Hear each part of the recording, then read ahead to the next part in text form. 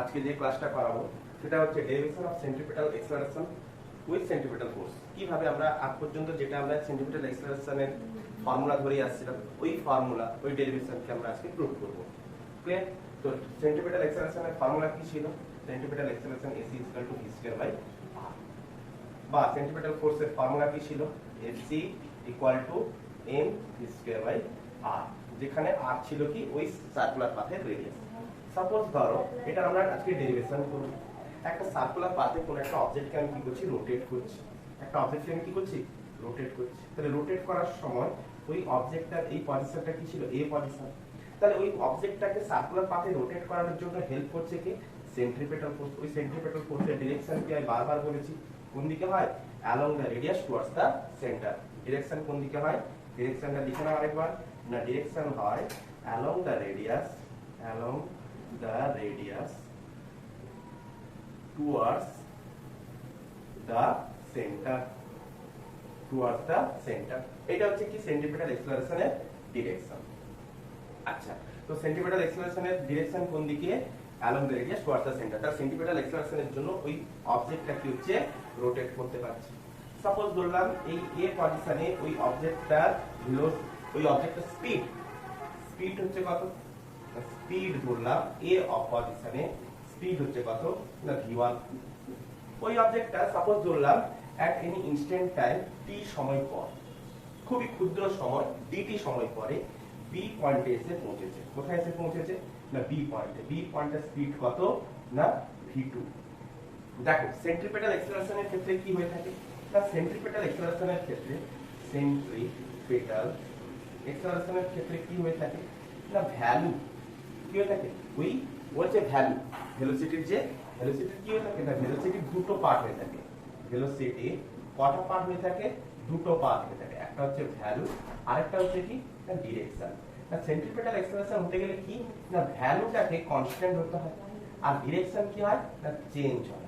তাহলে যদি সেন্ট্রিপিটাল অ্যাক্সেলারেশনের ক্ষেত্রে যদি তার ডিরেকশনই চেঞ্জ হতে থাকে, তাহলে ভেলোসিটি কি হবে? চেঞ্জ হতে থাকে। ভ্যালু ফিক্সড হলে তো কি হয়েছে? ডিরেকশন তো চেঞ্জ হচ্ছে, তার জন্য ভেলোসিটি চেঞ্জ হতে আছে। আচ্ছা, তো আমি দেখি যদি a পয়েন্টের স্পিড হচ্ছে v1, b পয়েন্টের স্পিড হচ্ছে v2, তো এদের ম্যাগনিটিউড যদি আমি করি তাহলে v1 এর ম্যাগনিটিউড ইকুয়াল টু আমি কি বলতে পারি? v2 এর ম্যাগনিটিউড, দ্যাট ইজ v ধরলাম। দ্যাট ইজ আমি কত ধরলাম? তার ভ্যালুটা কত ধরলাম? v। আচ্ছা, তাহলে b পয়েন্টে তার ভেলোসিটি কত? b পয়েন্টের ভেলোসিটি হচ্ছে কত? না v2। আচ্ছা, তো এই বরাবর আমি কি দেখতে পাচ্ছি? along the radius towards the center কি দেখতে পাচ্ছি? সেন্ট্রিপিটাল অ্যাক্সেলারেশন ক্রিয়া করছে। তাহলে এটাই হচ্ছে কি ওই সার্কুলার পাথের রেডিয়াস r। এটাই হচ্ছে সার্কুলার পাথের রেডিয়াস r। ক্লিয়ার? তো তাহলে আমি সাপোজ ধরলাম এটা ভেলোসিটি, তো ভেক্টর কোয়ান্টিটি।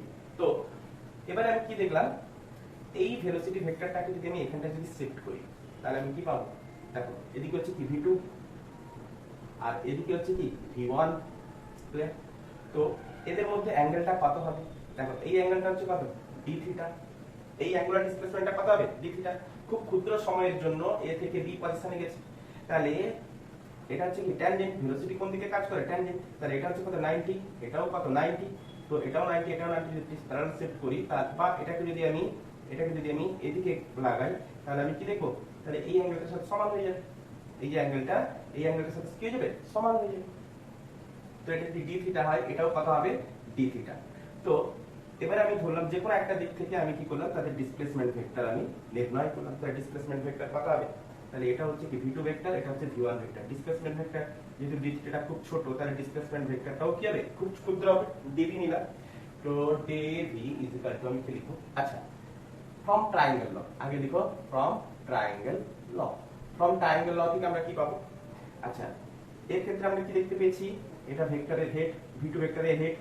এটা হচ্ছে কি dv ভেক্টরের টেল, আর এটা হচ্ছে কি হেড। আর এইদিকে মুভ করে আছে মানে কি এটা হচ্ছে হেড। তাহলে কি দেখেছি? হেড, টেল, আর এটা হয়ে গেছে কি তার হেড। তার মানে দুটো ভেক্টরকে যদি সেম ভাবে অ্যালাইন্স করি তাহলে রেজাল্টেন্টটা কি হয়ে থাকে? থার্ড আর্মটা কি হয়ে থাকে? একটা ট্রায়াঙ্গেলের দুটো ভেক্টরকে যদি সেম অর্ডারে যদি আমি রাখি তো থার্ড সাইডটা কি হয়ে থাকে? থার্ড সাইডটা তার রেজাল্টেন্ট হয়ে থাকে, তাই তো? তাহলে v2 plus del v equal to আমি কি লিখব? v1। ক্লিয়ার করা গেল? আচ্ছা, তো ডেল ভি ইকুয়াল টু কি হবে? না v1 minus v2। Del V equal to কি হলো? v1 minus v2। আচ্ছা, ঠিক আছে। এবার এবার এবার ধরো এই ট্রায়াঙ্গেলটাকে নাও, এটা হচ্ছে সেন্টার ও, এই ট্রায়াঙ্গেলটাকে নাও। তাহলে খুব ক্ষুদ্র সময়ের জন্য লিনিয়ার ডিসপ্লেসমেন্টও কি হবে? খুব ক্ষুদ্র হবে। ক্ষুদ্র সময়ের জন্য লিনিয়ার ডিসপ্লেসমেন্ট কোনটা? এটা। লিনিয়ার ডিসপ্লেসমেন্ট আমি কি পাবো? খুব ক্ষুদ্রই পাবো। এইটা হচ্ছে কি তার আর্ক, ওই বৃত্তের ওই সার্কুলার পাথে এটা হচ্ছে কি আর্ক। তাহলে এই আর্কটাও খুব ক্ষুদ্র সময়ের জন্য কি হবে? খুব ক্ষুদ্রই হবে। তাহলে এটাকে আমি ধরে নিলাম কত? Del S. তাহলে এটা কি ছিল? তার রেডিয়াস। এটাও কি ছিল? তার রেডিয়াস। ক্লিয়ার? তো এই অ্যাঙ্গেলটাও কত? না ডি থিটা। এই অ্যাঙ্গেলটা কত? D theta. এতটুকু বোঝা গেছে?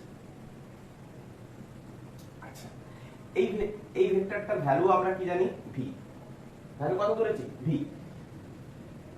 আচ্ছা, এবারে লক্ষ্য করো, এবারে একটা জিনিস লক্ষ্য করো, দুটো ট্রায়াঙ্গেলকে আমি পাশাপাশি রেখেছি। এই দুটো ট্রায়াঙ্গেলকে আমি পরস্পর সর্বসম করতে চাই। দেখো, এটার সাথে এটা সমান, এটার সাথে এটা সমান, কারণ দুটোই রেডিয়াস। আচ্ছা, del theta is equal to, এটাও ডি থিটা, তো এই কোণটাও ডি থিটা। ক্লিয়ার? বোঝা গেছে? তো এই দুটো ট্রায়াঙ্গেল আমি কি পেলাম? সর্বসম পেলাম। এই দুটো ট্রায়াঙ্গেল কি পেলাম? সর্বসম পেলাম। তাহলে এই দুটো ট্রায়াঙ্গেল যদি সর্বসম হয়ে থাকে, তাহলে আমি এটা লিখতে পারি, দেখো এটা লিখতে পারি del V by r, del V by r, sorry del V by r নয়, del V by v, del V by v equal to del S by r লিখতে পারি। লিখে যেতে পারে। ডেল এসটা হচ্ছে কি? Arc per radius. তাহলে আর্ক পার রেডিয়াস মানে হচ্ছে কি? D theta. Arc per radius মানে হচ্ছে কি? D theta. আর ডেল ভি বাই ভি মানে হচ্ছে কি? ডেল ভি বাই ভি মানে কি? D theta. ক্লিয়ার করা গেছে? ডেল ভি বাই ভি মানে হচ্ছে কি? D theta. এটাও তো ডেল ভি, এটাও তো ভি। ক্লিয়ার হচ্ছে? আচ্ছা, তো এর বোথ সাইডে আমি কি করলাম? বোথ সাইডে আমি কি করলাম? ডিটি দ্বারা গুণ করে দিলাম। বোথ সাইডে ডিটি দ্বারা ভাগ করে দিলাম। সরি, বোথ সাইডে ডিটি দ্বারা ভাগ করলাম। তাহলে বোথ সাইডে যদি ডিটি দ্বারা ভাগ করি, তাহলে divide by V into DT is equal to del S by R into DT. আচ্ছা, ডেল ভি বাই ডিটি এটা সমান আমি কি লিখতে পারি? ডেল ভি বাই ডিটি বলো, এক্সেলারেশন, সেন্ট্রিপিটাল এক্সেলারেশন, যেটা এখানে কাজ করছে, এখানে কি কাজ করছে? কি acceleration? Centripetal acceleration by V is equal to ds by dt, মানে আমি কি লিখবো? ds বাই dt কে আমি কি লিখতে পারি? v by r। ক্লিয়ার? তো centripetal acceleration is equal to কি হবে? v square by r। তো centripetal acceleration is equal to কত হলো? v square by r। তো ফোর্স ইজ ইকুয়াল টু কত হয়? Mass into acceleration. তো mass into ac is equal to কত হবে? m v square by r। কত হলো? m v square by r। তো প্রুফ হয়েছে সেন্ট্রিপিটাল এক্সেলারেশন আর সেন্ট্রিপিটাল ফোর্স। ক্লিয়ার করা গেছে? তো সাপোজ এটা হচ্ছে মেথড 1, এইভাবে আমরা এটাকে প্রুফ করতে পারি। এটাই আমাদের প্রুফ করতে হবে, পরীক্ষা হলে এটাই আমাদেরকে প্রুফ করতে হবে। কিন্তু এর একটা আলাদা আরেকটা প্রুফ আছে, একে আমি আরেকভাবে প্রুফ করতে পারি। এটা তোলা হয়েছে তো? আচ্ছা, এটা আমি আরেকভাবে প্রুফ করতে পারি। দেখো, সেকেন্ড মেথড নাম্বার 2 ধরো, method number 2, method number 2, method number 2 এইভাবে করতে পারি। আমরা অ্যাসাম্পশন কি নিয়েছিলাম? যে একটা সার্কুলার মোশন হচ্ছে, যেখানে ভেলোসিটি হচ্ছে কি? আচ্ছা, ভেলোসিটি না লিখে স্পিড হচ্ছে কি? স্পিড হচ্ছে কি? কনস্ট্যান্ট। স্পিড হচ্ছে কনস্ট্যান্ট। তো অ্যাঙ্গুলার ভেলোসিটি কি হবে? অ্যাঙ্গুলার ভেলোসিটি কি হবে? তার ভ্যালু কি হবে? কনস্ট্যান্ট। তার ভ্যালু কি হবে? কনস্ট্যান্ট। সুন্দর করে লিখি, কনস্ট্যান্ট। ক্লিয়ার? আচ্ছা, ডিরেকশন কিন্তু চেঞ্জ হচ্ছে, নাহলে কিন্তু সেন্ট্রিপিটাল অ্যাক্সেলারেশন কিন্তু আসবে না, চেঞ্জ অফ ভেলোসিটি হবে না। তাহলে চেঞ্জ অফ ভেলোসিটি কি জন্য হচ্ছে? চেঞ্জ অফ ভেলোসিটি কি জন্য হচ্ছে? না, চেঞ্জ অফ ডিরেকশনের জন্য হচ্ছে। চেঞ্জ অফ ডিরেকশনের জন্য হচ্ছে। তাহলে স্পিড কনস্ট্যান্ট, তো অ্যাঙ্গুলার ভেলোসিটি হচ্ছে কনস্ট্যান্ট। তাহলে স্পিড যদি কনস্ট্যান্ট হয়, স্পিড কনস্ট্যান্ট মানে ভেলোসিটির এর ভ্যালু কনস্ট্যান্ট। ভ্যালু ভ্যালু হচ্ছে কি কনস্ট্যান্ট। তাহলে ভেলোসিটির ভ্যালু যদি কনস্ট্যান্ট হয় তাহলে সেন্ট্রিপেটাল অ্যাক্সেলারেশন অবশ্যই থাকবে, কিন্তু ট্যানজেনশিয়াল অ্যাক্সেলারেশন এটি কত হয় না, এটি is equal to D DT of V এর মোড। তাহলে ভি হচ্ছে কি এখানে কনস্ট্যান্ট, তো tangential acceleration is equal to কত হবে 0। তো আমরা একটা ডিরাইভ করি, আমরা কি পেয়েছিলাম V equal to omega R, V equal to কি পেয়েছি ওমেগা আর। তো আমি এর বোথ সাইডে ডিফারেন্সিয়েট উইথ রেসপেক্ট টু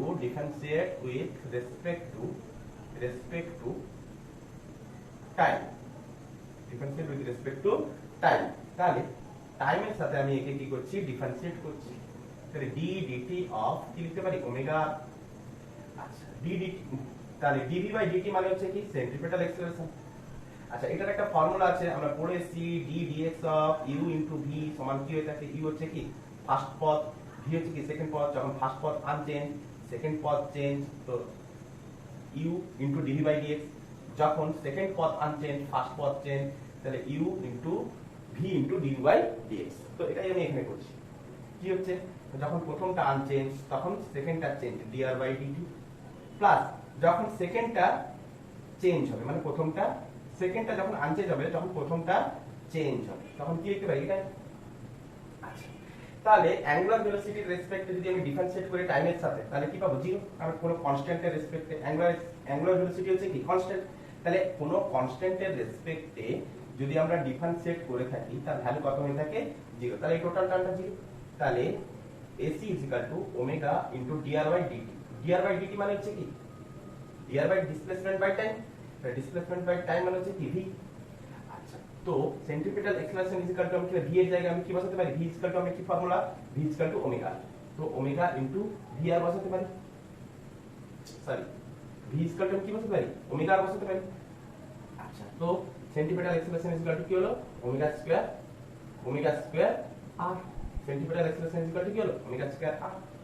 অথবা এখান থেকে আরেক ভাবে করতে পারো, ওমেগার জায়গায় আমি কি বলতাম v বাই r বসাতে পারি, তাহলে সেন্ট্রিপেটাল অ্যাক্সেলারেশন ওমেগার জায়গায় যদি আমি v বাই r বসিয়ে দিই তাহলে v by r into r, clear, v by r into v, clear.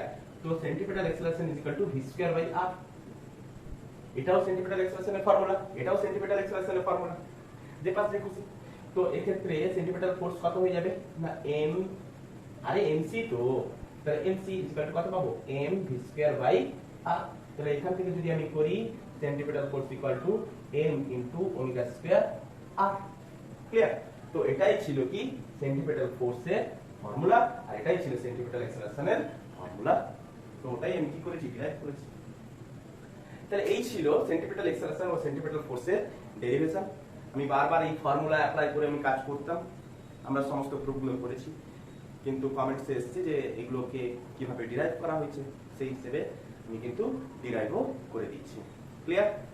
তো আজকের লেকচার এটুকু পর্যন্তই থাকলো, আই হোপ তোমরা ভালোভাবে বুঝতে পেরেছো। Best of luck.